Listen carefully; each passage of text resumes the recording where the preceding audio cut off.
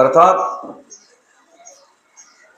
सूर्याचं जे येणं जाणं आहे, सूर्य उगवला, सूर्य मावळला, असं जे काही आपण म्हणत असतो, असं जे काही आपल्याला वाटतंय,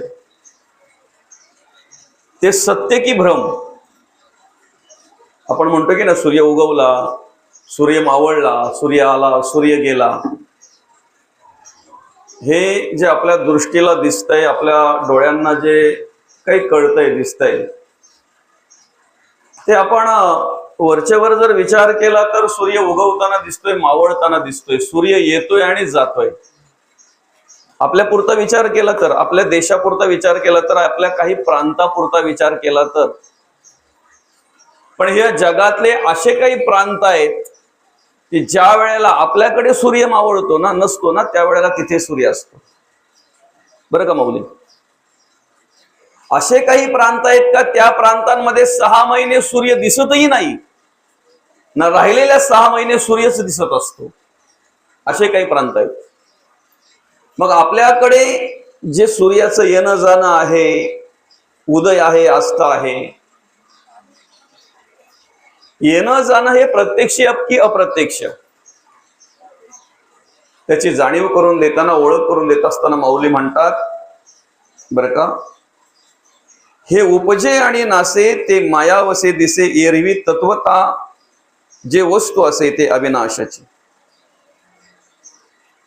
शरीर जे येतंय आणि जातंय, बरं का, देहाला नाश आहे, देह नाशिवंत आहे, देह जात असतो, देहाची माती होत असते. देह ज्याच्या बळावर कार्य करतय, शरीर ज्याच्या बळावर कार्य करतय, ते काय आहे? येतंय का, जातंय का? ते येतही नाही आणि जातही नाही, ते असतचे असे सर्व काळ, असतचे असे सर्व काळ. बरं का बघू? आणि येणं जाणं त्या अंतरात्म्याविषयी, देवाविषयी जर आमच्या डोळ्याला वाटत असेल तर त्याला चर्मचक्षु म्हणतात. बरं का? चांबड्याची दृष्टी म्हणतात त्याला. फक्त आमच्या पुरता आम्ही विचार करतोय, स्वतःपुरता विचार करतोय, संकुचित विचार करतोय. ज्या वेळेला आम्ही विशाल वृत्तीने बघू, विशाल दृष्टीने बघू ना, त्यावेळेला ते येतही नाही आणि जातही नाही. त्याला येणंही नाही आणि जाणंही नाही. भले आमच्याकडे सूर्य दिसत नसेल, पण काही प्रांतामध्ये दिसतो ना. दिसतो म्हणजे आहे. तसं काही अज्ञानी जनांसाठी ज्या दृष्टीने ते पाहतात त्या दृष्टीने त्यांना दिसत असेल, पण ज्ञानी जनांसाठी तो असतच असे सर्व काळ. बरं का? आम्ही त्याच्याकडे कसं पाहतोय, कुठल्या दृष्टीने पाहतोय, हे खूप महत्वाचं आहे माऊली, खूप महत्वाचं आहे. काही माणसं त्या देवाला फक्त प्रतिमेपुरतं पाहतात. घरातल्या फोटोच्या पुढे गेलं की हात जोडणार. आणि भावना काय? फोटो म्हणजेच देव आहे, प्रतिमा म्हणजेच देव आहे. काही मंदिरापुरतं पाहतात, काही तीर्थापुरतं पाहतात, तर काहींना प्रत्येक ठिकाणी त्या देवाचं अस्तित्व आहे याची प्रचिती येत असते. तशा पद्धतीने ते कार्य करत असतात. बरं का माऊली?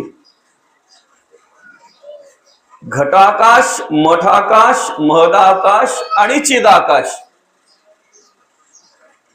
जीवात्मा, शिवात्मा, ज्ञानात्मा आणि विश्वात्मा. आम्ही एखाद्या देहापुरता जर बघितला तर तो देहापुरता मर्यादित आहे, म्हणजे जीवात्मा. त्याला आपण काय म्हणतो? जीवात्मा. बरं का? काही मर्यादित क्षेत्रापुरता जर बघितला तर तो शिवात्मा. सर्व ठिकाणी आहे. सर्वा घटी राम देहादेही एक. सर्व घटांमध्ये ज्याचं अस्तित्व आहे, सर्व ठिकाणी ज्याचं अस्तित्व आहे, सर्वा घटी राम. आणि जो सर्वा घटी आहे तो देहादेही एक. म्हणजे तुम्हा आम्हाला सांभाळणारा जो देव आहे ना, तुम्हा आम्हाला जो सांभाळतोय ना, तोच पंचभूतांना सामर्थ्य देतोय. पृथ्वी, आप, तेज, वायू आणि आकाश. जो पंचभूतांना सामर्थ्य देतोय तोच प्रत्येक जीवाचं रक्षण करत असतो, तोच प्रत्येक जीवाला सांभाळत असतो, प्रत्येक जीवाला सांभाळत असतो. सकळ जीवांचा करीत असे सांभाळ, तुझं मोकळीला ऐसे कैसे. मुंगीपासून हत्तीपर्यंत जर सगळ्या जीवांचा सांभाळ तो देव करतोय, तर त्याच्यामध्ये माणसाला वगळील का बरं? माणसाकडे दुर्लक्ष करील का देव? नेमकं आम्हाला दुर्लक्ष केल्यासारखं का वाटतंय? आम्ही दुर्लक्ष करतो म्हणून. आम्हाला देवाकडे बघितल्यानंतर तुम्ही जसे पाहाल ना, तशी देवाची कृपादृष्टी होत असते. जसं तुम्ही पाहाल तसं माऊली. त्याचं एक छान दृष्टांत दिलंय बघा. देव कसा आहे? दर्पणी प्रतिबिंब दिसे, जैशास तैसे भासे, तयाचे ते सूत्र असे आपणाच पाशी. काय सांगितलेलं आहे? आरशामध्ये आमचं प्रतिबिंब पाहायला मिळतंय आम्हाला. आरशामध्ये आम्ही पाहतोय की नाही आपलं प्रतिबिंब? ते पाहत असताना आम्ही जसं पाहतोय तसं ते आमच्याकडे पाहतंय. आम्ही जर हसतमुख बघितलं त्याच्याकडे, हसत्या चेहऱ्याने जर बघितलं, तर तेही आमच्याकडे हसत्या चेहऱ्यानेच पाहत असते. आम्ही जर रागाने बघितलं तर तेही रागानेच पाहत असते. आम्ही द्वेष मत्सराने बघितलं, तेही द्वेष मत्सराने पाहत असते. आम्ही जर त्याच्याकडे पाहून डोळे वटारले तर तोही आमच्याकडे पाहून डोळे वटारत असतो. आम्ही जर त्याच्याकडे पाहून वाकुळ्या दाखवल्या तर तोही आम्हाला वाकुळ्या दाखवत असतो. बरं का? जशाच तसा म्हणतात त्याला, जशाच तसा. श्रीराम प्रभूंच्या अवतारामध्ये जर पाहायला गेलं तर अवतार एकच आहे मौली. श्रीराम प्रभूंचा अवतार हा एकच आहे. ज्याने जसं देवाकडे बघितलं तसं त्याला दिसलं. काय शबरीने काय दृष्टीने बघितलं? त्या दृष्टीने, ज्या दृष्टीने बघितलं त्या दृष्टीने दिसलं. हनुमंतरायाने, मारुतीरायाने काय दृष्टीने बघितलं? बरं का? ज्याने ज्या दृष्टीने बघितलं त्या दृष्टीने त्याला त्याचं दर्शन झालं. रावणाने काय दृष्टीने बघितलं? देव एकच आहे ना मौली, देवाचा अवतार एकच आहे ना. आम्ही ज्या पद्धतीने देवाकडे पाहत असतो, देवाचा विचार करत असतो, त्या पद्धतीने देव आम्हाला देत असतो. पूर्वी अशी बालांच्यावर वगैरे, अशी भिंतींवर वगैरे, भिंती नसायच्या जास्त करून त्यावेळेला, नाही का? अशा बालांच्यावर वगैरे म्हणी लिहिलेल्या असायच्या. बरं का? पेरावे ते उगवते, त्यापैकी एक, नाही का मुलं? अति तेथे माती, परोपकार हाच खरा धर्म आहे, ह्या म्हणी असायच्या, नाही का? अनेक म्हणी असायच्या. नाही निर्मळ जीवन त्यास काय करील साबण. त्यापैकी एक म्हण अशी आहे की पेरावे ते उगवते, जसे पेराल तसं उगवत असतंय. बरं का? आम्हाला देव पाहायचा आहे, आम्हाला देवाचा साक्षात्कार झाला पाहिजे, आम्हाला देवाचा प्रत्यय आला पाहिजे, प्रचिती आली पाहिजे. आमचा भाव तसा पाहिजे. भावे विन देव नकळे निसंदेह. बरं का? भावे विन भक्ती, भक्ती करायची, भाव पाहिजे. देव पाहायचा आहे, भाव पाहिजे. बरं का मौली? जसा भाव आमचा असेल ना, त्या पद्धतीने आम्हाला देव दिसत असतो, त्या पद्धतीने आमच्यावर देवाची कृपा होत असते. आणि म्हणून मग या ठिकाणी मार्गदर्शन करत असताना माऊली काय म्हणतात? तो असतची असे सर्व काळ, सूर्य येतही नाही आणि जातही नाही. मग भौगोलिक दृष्ट्या जर आम्ही पाहायला गेलो, भूगोलाचा अभ्यास जर आम्ही केला, तर काय सांगताय? पृथ्वी फिरते, सूर्य स्थिर आहे. काय सांगितलं जातंय? पृथ्वी फिरते, सूर्य स्थिर आहे. पृथ्वी सूर्याभोवती फिरते. त्यामुळे कुठे प्रकाश कुठे अंधार, अशा प्रकारे ते असते. तसं अंतरात्मा येतही नाही आणि जातही नाही. देव येतही नाही आणि जातही नाही. येणं जाणं जे देवाचं दिसतंय ते मायावशे दिसे. जिच्या अधीन आम्ही झालोय ना, जिचा विचार आम्ही करतोय ना, ती नाशिवंत आहे. ती जशी दिसते तशी नाही ना माया. म्हणून मग त्या दृष्टीने बघितल्यावर तुम्ही पिवळा गोगल घातला तर माऊली तुम्हाला सृष्टी कशी दिसेल? पिवळीच दिसणार आहे. तुम्ही काळा गॉगल जर घातला तर तुम्हाला संपूर्ण सृष्टी काळीच दिसणार आहे, बरं का. दुपारच्या वेळेला काळा गॉगल घातला आणि तो अचंबित झाला, अरे बापरे, एवढ्या लवकर सूर्य मावळला, एवढ्या लवकर संध्याकाळ झाली, एवढ्या लवकर अंधार पडायला आला. तेव्हा त्याला सांगितलं, तुम्ही अचंबित होऊ नका, फक्त तुमच्या डोळ्याचा गॉगल काढा, चष्मा काढा, बरं का. मग ते काढल्यानंतर त्याला सर्व जसं आहे तसं व्यवस्थित दिसायला लागलं. आम्हाला सृष्टी का वेगळ्या प्रकारची दिसते? जशी दृष्टी तशी सृष्टी. सृष्टी बदलली का दृष्टी बदलली? आंब्याला आंबेच येतात ना, चिकूला चिकूच ना, फणसाला फणसच ना, सफरचंदाला सफरचंदच. काय सृष्टी बरोबर आहे, जिथल्या तिथे आहे, दृष्टी बदलली आमची, त्याच्यामुळे सृष्टी बदललेली पाहायला मिळते किंवा आम्हाला अनुभूती येते.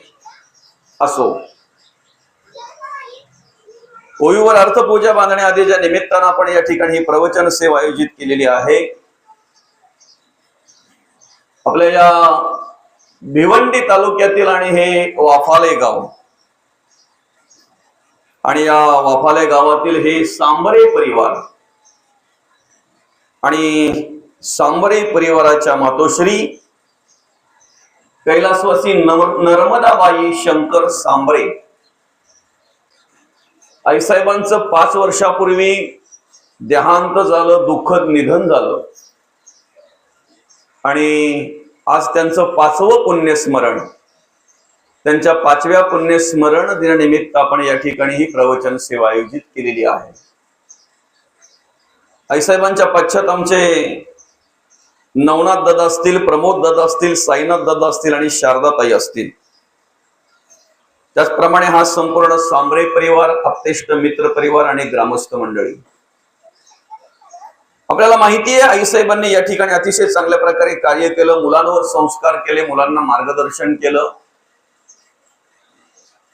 भुकेल्याची भूक जाणली, तहानल्याची तहान जाणली, आणि या ठिकाणी त्या मुलांवर संस्कार करत असताना, मुलांना मार्गदर्शन करत असताना 5 वर्षापूर्वी आईसाहेबांचं अल्पशा आजाराने निधन झालं. ज्या वेळेला या संपूर्ण केवळ भारत देशातच नव्हे किंवा केवळ महाराष्ट्रातच नव्हे तर अवघ्या जगावर महामारीचं संकट आलं होतं, कोरोनाचा काळ आलं होतं, अशा वेळेला, त्या काळाच्या वेळेला खऱ्या अर्थानं आईसाहेबांना त्या काळाने ग्रासलं गेलं आणि अल्पशा आजाराने त्या ठिकाणी आईसाहेबांचं निधन झालं. आईसाहेब तुम्हा आम्हाला सोडून गेल्या. त्यांचं 5वं पुण्यस्मरण आज आपण या ठिकाणी आयोजित केलेलं आहे आणि त्या निमित्तानं हे प्रवचन आपण श्रवण करतोय, बरं का. ही श्राद्ध कर्म जे आपण करतोय हे आपलं कर्तव्य आहे, केलंच पाहिजे.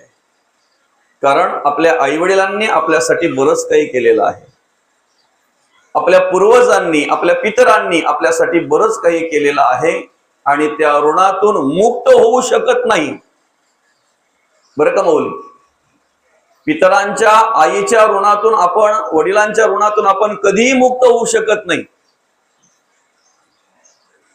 एखाद्या मित्राकडून जर एखादी काही वस्तू घेतली, त्याला परतफेड केली म्हटल्यानंतर आपण मुक्त झालो.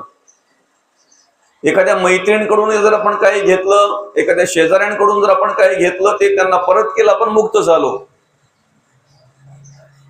आई वडिलांनी असं काही आम्हाला दिलंय की त्याची परतफेडच आम्ही करू शकत नाही, परतफेडच करू शकत नाही ना मौली. द्रव्य असेल, पैसा असेल तर आपण परतफेड करू शकतो, एखादी वस्तू असेल तर परतफेड करू शकतो, बरं का. एखाद्या वेगळ्या प्रकारच्या रूपाने जर आम्हाला काही सहकार्य केलं तर त्याची परतफेड करू शकतो. आई वडिलांनी जे आमच्यावर संस्कार केलेले आहेत, आई वडिलांनी जो आम्हाला जन्म दिलेला आहे, आम्हाला सांभाळलेला आहे, आम्हाला वाढवलेला आहे, घडवलेला आहे, जे मार्गदर्शन केलेलं आहे आई वडिलांनी, त्याची परतफेड आपण कशाने करू शकतो बरं? कितीही काही केलं तरी पितरांच्या ऋणातून, आई वडिलांच्या ऋणातून आम्ही कधीही मुक्त होणार नाहीत, ते परतफेड करू शकणार नाहीत. आणि त्याची ओळख करून देताना माऊली म्हणतात, सकळ तीर्थाची धुरे जी एका माता पितरे. तया सेवेसी कीर शरीरे लोन कीजे. आमच्या चांबडीचे जोडवे जरी आमच्या आई वडिलांना आम्ही करून दिले, त्यांच्या पायामध्ये जरी दिले, तरी सुद्धा आम्ही त्यांच्या ऋणातून कधीही मुक्त होणार नाहीत, कधीही मुक्त होणार नाही. बरं का? मग ऋणातून जर मुक्त होणार नाही तर मग हे श्राद्ध कर्म का करावं? कशासाठी श्राद्ध कर्म करायचे आहे? बरं का? त्यांचंच आहे, त्यांनाच द्यायचं आहे, त्यांचंच आहे ना. देह कोणी दिलेला आहे आपल्याला? कोणागुणी दिलेला आहे? कोणागुणी मिळालेला आहे? सामर्थ्य कोणागुणी मिळालं? मार्गदर्शन कोणी केलं? संस्कार कोणी केले? आपल्याला वाढवलं, घडवलं, मोठं केलं कोणी? त्यांनीच. जी संपत्ती, प्रॉपर्टी भले नंतर आपण काही गोळा केली असेल, संपत्ती कमवली असेल, पण शेवटी त्यांच्याच आशीर्वादाने कमवली ना, त्यांच्याच आशीर्वादाने मिळवली की नाही? बरं का? मग त्यांच्या ऋणातून जर आम्ही मुक्त होणार नाहीत तर आम्ही हे श्राद्ध कर्म याच्यासाठी करायचं आहे की त्यांच्याविषयी असलेला प्रेम, भाव, श्रद्धा, निष्ठा, कृतज्ञता व्यक्त व्हावी म्हणून आम्ही श्राद्ध कर्म करायचे. कृतज्ञता व्यक्त व्हावी म्हणून त्यांचं स्मरण आम्हाला राहावं, त्यांची आठवण आम्हाला राहावी, परत परत आम्हाला कळावं की आम्ही कोणामुळे आहोत. ज्यांनी आमच्यासाठी सर्वस्व अर्पण केलंय, ज्यांनी आमच्यासाठी सगळ्या प्रकारचं सुख बाजूला सरून आमच्या सुखाचा विचार केला, त्यांच्याविषयी आमच्या अंतःकरणामध्ये कृतज्ञता पाहिजे. बरं का? ज्या युगामध्ये आम्ही वावरतोय ना माऊली, ह्या युगामध्ये माणूस सहज कृतज्ञ होतो. कृतज्ञ व्हायला काही लागत नाही. कृतज्ञ व्हायला काही लागत नाही. कृतज्ञ आणि कृतज्ञ याच्यामध्ये फरक आहे. कृतज्ञ व्हायला काही लागत नाही, सहज कृतज्ञ होतो. कृतज्ञ कशाला म्हणतात? एखाद्याने एखाद्यावर उपकार केले आणि तो विसरला, त्याला कृतज्ञ म्हणतात. एखाद्याने एखाद्याला सहकार्य केलेलं आहे आणि तो विसरला, त्याला कृतज्ञ म्हणतात. बरं का मौली? कृतज्ञ. ज्या वेळेला तो उंदीर काहीतरी अन्न खायच्या निमित्तानं बाहेर पडला आणि बाहेर पडल्याबरोबर जेव्हा मांजराला दिसलं त्यावेळेला त्या उंदराच्या मागे ते मांजर लागलं. बरं का? कसं तरी ते पळालं त्या मांजराच्या तावडीतून सुटलं, पण जे पळालं ना ते एका साधूच्या आश्रमात गेलं. साधूला विनंती केली, त्या साधूला, महाराज मांजर मागे लागलं होतं हो, मी उंदीर आहे ना, खूप पळालो, खूप धावत आलो, खूप खूप खूप मी त्याला कसं तरी त्याचा डोळा चुकून मी तुमच्या आश्रमामध्ये आलेलो आहे. मग मांजर झालो तर जरा बरं होईल, बोका झालो तर बरं होईल जरा. योग साधनेच्या बळाने साधू काहीही करत असतात. योग साधनेच्या बळाने ऋषीमुनी काहीही करत असतात, म्हणून त्यांचं नाव ऋषीमुनी आहे. काहीही करत असतात म्हणून ऋषीमुनी आहे, संत नाही.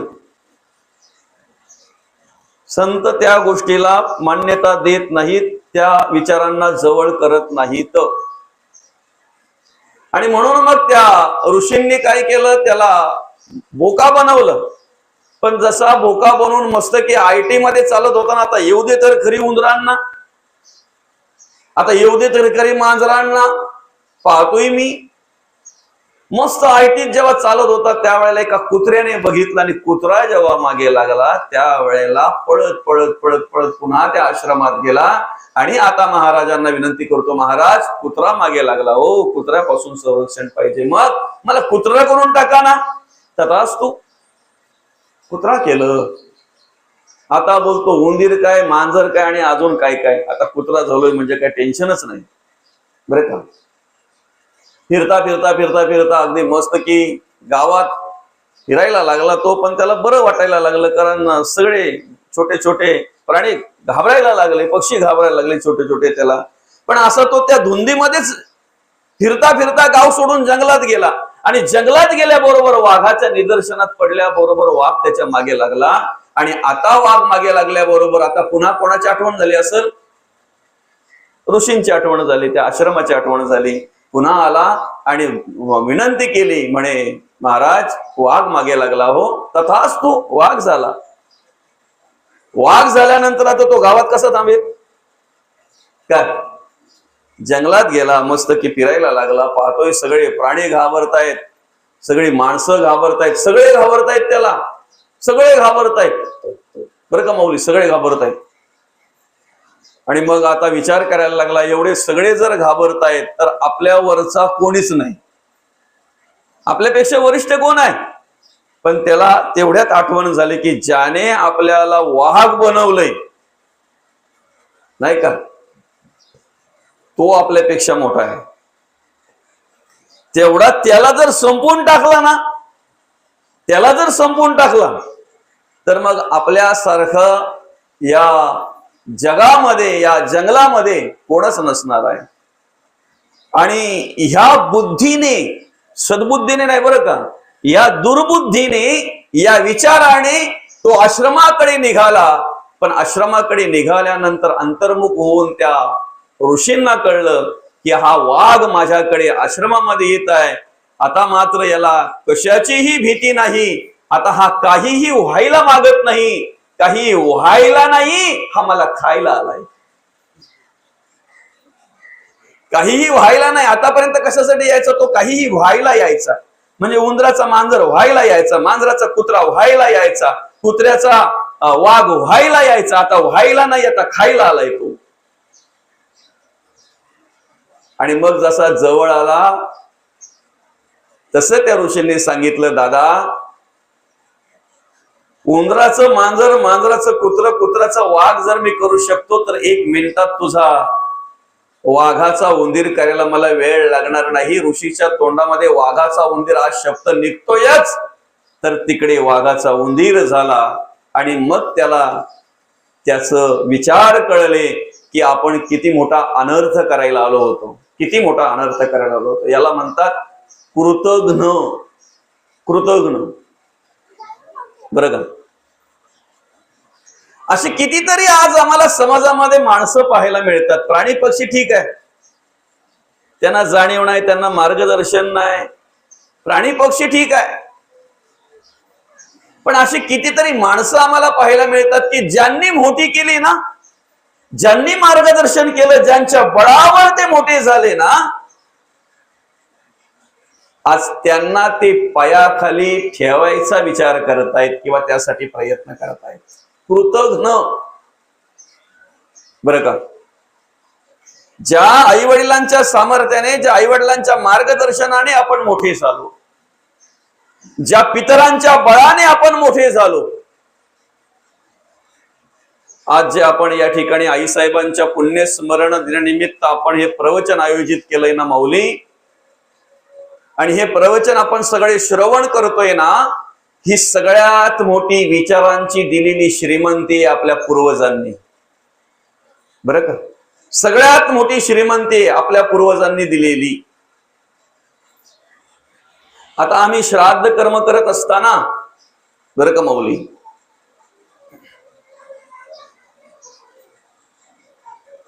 श्राद्ध कर्म करत असताना, या ठिकाणी पुण्यस्मरण करत असताना आम्ही विचार करतोय की आई वडील तर निघून गेले किंवा आमच्यातले जे कोणी असतील ते निघून गेले बरं का. मग हे सगळं त्यांच्यापर्यंत कसं पोहोचत असेल, कसं पोहोचत असेल?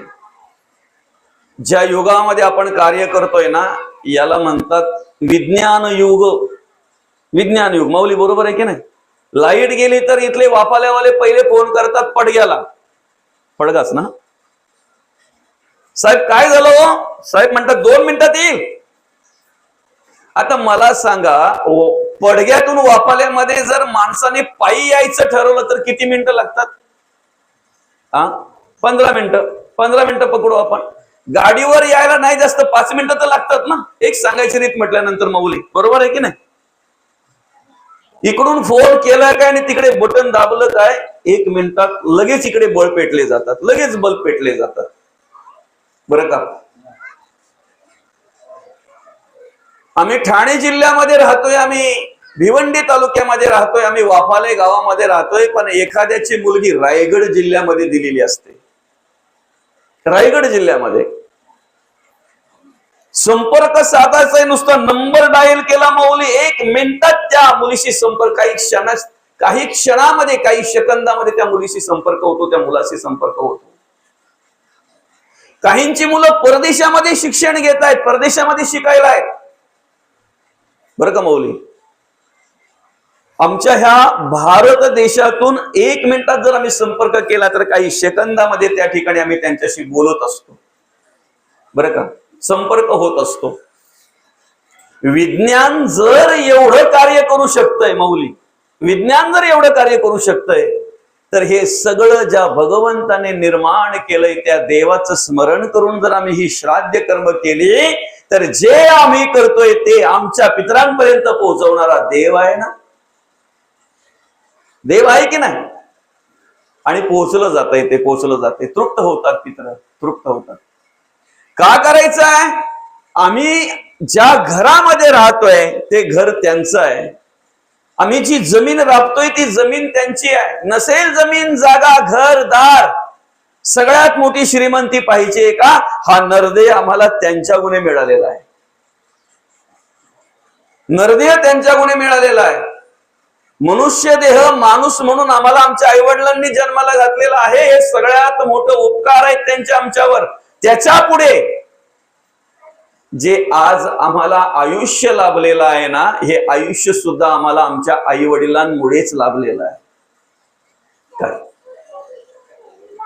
जेव्हा आम्ही पालण्यामध्ये होतो त्यावेळेला आम्ही रडायला लागलो की आई औंजारायची, गोंजारायची, काही केल्या जर समजा रडणं थांबलंच नाही तर मग ती माय माऊली विचार करायची की माझं बाळ रोज रडतंय, पण रडायला लागल्यानंतर त्याला स्तनपान केलं की ते गप्प बसतंय, नाही त्याला औंजारलं गोंजारलं जरा असं व्यवस्थित खेळवलं की गप्प बसतंय. आज ज्या अर्थी गप्प बसत नाही त्या अर्थी त्याच्या पोटामध्ये दुखत असेल किंवा काहीतरी त्याला, बरोबर आहे की नाही माऊली. पूर्वीची माणसं अशिक्षित असतील, कदाचित शिकलेली नसतील, पण वैद्यकीय ज्ञान, आयुर्वेदिक ज्ञान चांगल्या प्रकारे होतं त्यांना माऊली बरं का, चांगल्या प्रकारे होतं. आलं का लक्षात? म्हणजे कुठल्या वेळेला काय करायचं ते बरोबर अगदी त्या मुलाला, ते म्हणजे आयुर्वेदिकच काय काय असायचं घरामध्ये ते. मला आठवतंय पूर्वी लहान पोरं गोड खूप खायची, खूप गोड खायची. म्हणजे तुम्हाला सांगतो शाळेत जाताना सुद्धा गुळ घ्यायचा तो असा, आता तुम्हाला किळस वाटेल कदाचित, किळस वाटेल कदाचित ऐकणाऱ्यांना, पण ते केलेलं आहे माऊली, खरंय की गोड आहे. आणि मग ते त्याचा आस्वाद घेत जायचा रस्त्यामध्ये, बाबा खरंय की गोड आहे. आणि मग जास्त गोड खाल्ल्यामुळे त्यांना काय व्हायचे, जंत व्हायचे बरं का. एकदा ते असं सुकत गेला, जरासा असा मडूळ पडला, जिथे पडेल तिथे पडेल, बरोबर की ना, जेवण जात नाही, असा जरा झापर त्याच्या डोळ्यावर. असं आईला वाटलं की आई लगेच एखाद्याच्या ओईच्या तिथे जायची, वंद असायचा, ओई असायची, चंदार चोतीची साल आणायची, चंद्रचोतच म्हणतात ना, चंदार चोतीची साल आणायची, ती कुटायची, तिचा रस काढायचा, त्या बाळाला पाजायचा. एकदा पाजला का सकाळी बाळ ओके. काय ही आयुर्वेदिक औषध असायची. ती जर दुसरी कसली तरी साल आणून पाजली असती तर, दुसरी कसली तरी साल जर आणून पाजली असती तर आपल्याला आयुष्य मिळालं असतं का? महत्वाचा विषय हा. किती जपलंय आपल्याला, कशा प्रकारे सांभाळलंय त्या आई वडिलांनी, त्या माई माऊलींनी आपल्याला. कधीतरी ताप आला ना तर ते पाला असायचा बघा, तो एरंडराचा पाला, एरंड, आणि तो पाला मग डोक्यावर काहीतरी ठेवायचे असे नाही का, बरोबर की नाही. तो ताप उतरला जायचा. थंड पाण्याच्या पट्ट्या कपाळावर त्या माथ्यावर ठेवायच्या, डोक्यावर ठेवायच्या, मग तो ताप उतरला जायचा. अशा अनेक अनेक काय काय काय काय उपाय होते.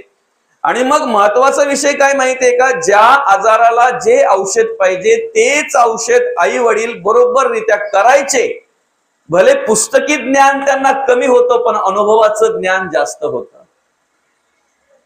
आणि माणसाच्या आयुष्यामध्ये पुस्तकी ज्ञान जेवढं उपयोगी येत नाही ना मौली, माणसाच्या आयुष्यामध्ये पुस्तकी ज्ञान जेवढं उपयोगी येत नाही, त्याहून अधिक अनुभवाचं ज्ञान उपयोगी येत असते, त्याहून अधिक अनुभवाचं ज्ञान उपयोगी येत असते. आणि म्हणून एक वृद्ध माणसांचा आपण आदर्श का घ्यायचंय माहितीये का मौली? म्हाताऱ्या माणसांचा आदर्श का घ्यायचा आपण? की अनेक धकेचे पेटे सोसले त्यांनी, अनेक प्रकारचं दुःख सहन केलं. आता आपण